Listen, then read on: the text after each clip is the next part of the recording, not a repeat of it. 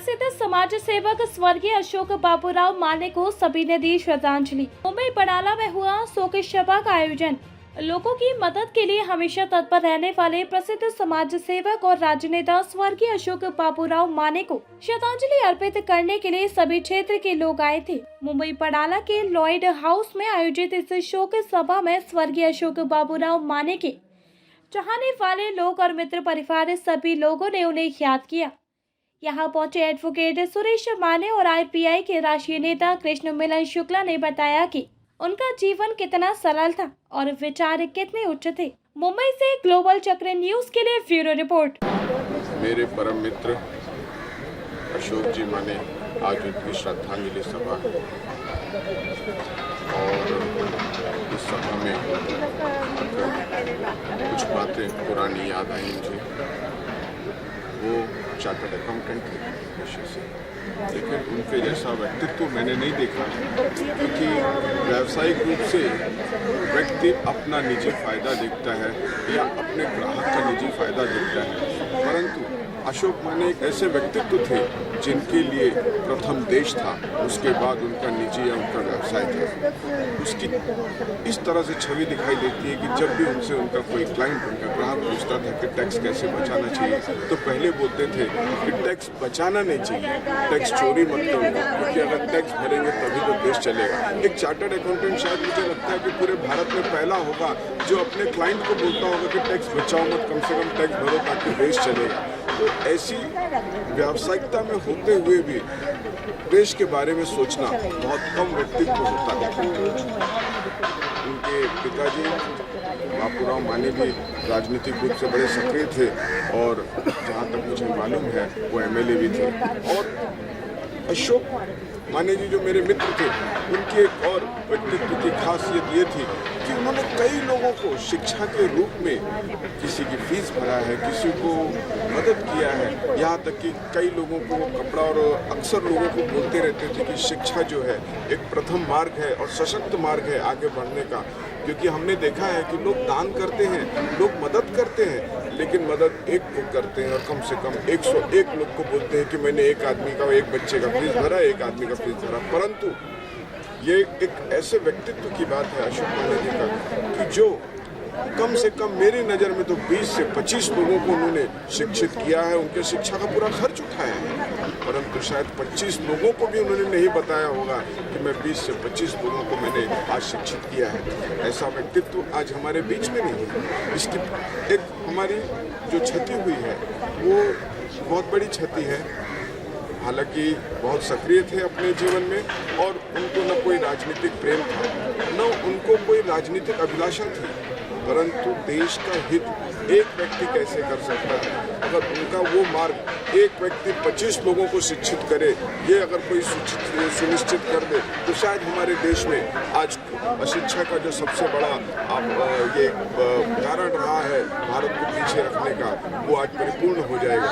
हमारे आदरणीय बाबा साहब आम्बेडकर जी की भी एक परिकल्पना थी कि सबसे पहले शिक्षा जरूरी है, और उस परिकल्पना को एक साक्षात रूप देने की कोशिश अशोक माने जी ने की। कहने का विषय तो नहीं है, परंतु ये दिसंबर महीने में मैंने देखा है कि बड़े बड़े महामानव जो है इस शरीर को त्यागा है। इसी महीने में, दिसंबर महीने में हमारे बाबा साहब आम्बेडकर ने भी अपना जो है महापरिनिर्वाण किया है। और ये एक संयोग बोला जाए या एक मैंने देखा है कि विशिष्ट व्यक्तित्व का लक्षण बोला जाए, ये दिसंबर महीना एक ऐसा महीना है कि जिसमें कई हमारे ग्रेट लीडर ने या तो जन्म लिया है या इस शरीर को छोड़ा हुआ है। अशोक माने जी हम लोगों के बीच में हमेशा रहेंगे। उनके पुत्र अनिरुद्ध माने जो कि एक सशक्त व्यक्तित्व हैं, अपनी छोटी सी उम्र में ही भवन निर्माता भी हैं। मैं इन्हें आश्वस्त करता हूं कि जब भी इनको हमारी ज़रूरत लगेगी, हम सब, माने परिवार भी उनके साथ रहेगा, हम उनके इष्ट मित्र भी उनके परिवार के साथ रहेंगे।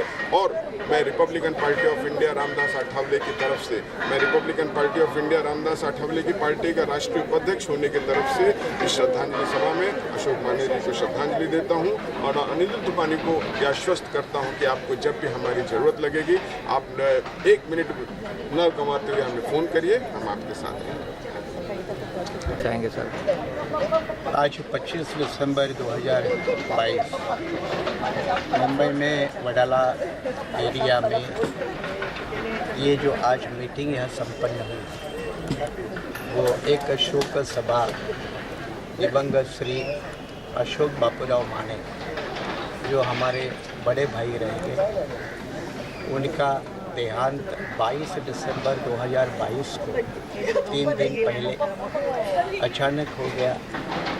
इस दुखद घटना के बाद आज का दिन प्रथम पुण्यानुमोदन दिन के रूप में मनाया जाता है और इसलिए उनको श्रद्धांजलि देने के लिए आज उनके परिवार माने परिवार की तरफ से उनका लड़का अनिरुद्ध जो व्यावसायिक रूप से बिल्डर है, उनकी तरफ से उनकी माताजी जो पूर्व मुंबई पोर्ट ट्रस्ट की कर्मचारी है तथा माने परिवार की तरफ से ये शोक सभा इसका नियोजन किया गया।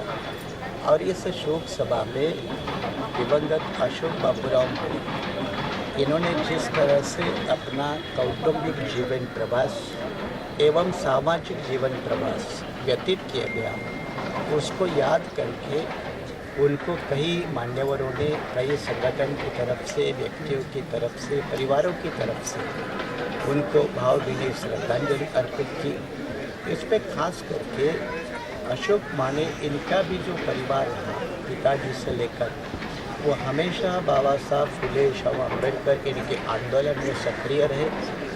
इनके अशोक माने जी के पिताजी बापूबा माने ये बहुत बड़े लीडर थे मुंबई में, और इतना ही नहीं तो भारतीय बौद्ध महासभा के पूरे जितनी आयु थी उनकी वो आखिरी सांस तक वो अध्यक्ष बने रहे। और फुले शाह अम्बेडकर के रास्ते से ही चलना चाहिए, इस तरह का उनका जो जिक्र था, इसी के कारण ही उन्होंने अशोक माने इनको पढ़ाया लिखाया आगे बढ़ाने का काम किया। इतना ही नहीं तो अशोक माने जी के साथ साथ हम जो दूसरे भी कजिन ब्रदर कजिन सिस्टर जो भी हमारा परिवार रहा, वो सारे परिवार को पढ़ा लिखा कर शिक्षा देकर आगे बढ़ाने का जो ऐतिहासिक काम है वो अशोक माने इनके पिता बापूबा माने इनकी तरफ से किया गया और अशोक माने इन्होंने भी उसके बाद इसको आगे बढ़ाया। तो इस तरह से उनके कई योगदान को याद करके उनको आज इस कार्यक्रम में, जिसमें माने परिवार के, उनके गांव के, उनके रिलेटिव्स, उनके हितचिंतक शुभचिंतक, यहाँ लॉयड स्टेट बिल्डिंग के सारे यहाँ के रहवासी, इनकी तरफ से आज ये श्रद्धांजलि कार्यक्रम संपन्न हुआ। ओके। मैं अनिरुद्ध माने, आप सब यहाँ पर उपस्थित हुए मेरे पिताजी को श्रद्धांजलि देने के लिए श्री अशोक माने के लिए आप सबका आभारी हूँ।